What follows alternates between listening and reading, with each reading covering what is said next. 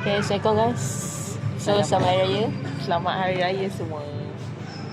Okay, so sekarang kita berada di ni, The Street Kitchen Melaka.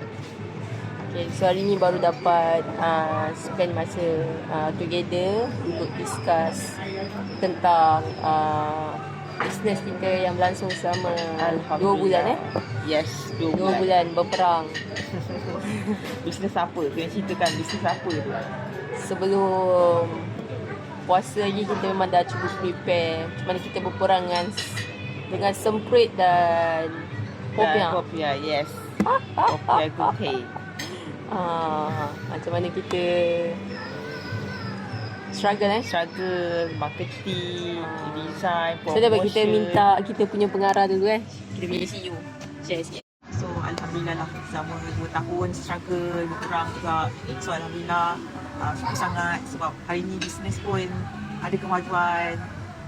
Bila kita ada dengan orang yang boleh support kita sentiasa kan, so kita punya peningkatan tu kita boleh nampaklah struggle begitu dari awal sampai sekarang. So mohon doakan semualah supaya bisnes ni akan berterusan dan akan Rasa macam dah pengetuk, share sikit lah.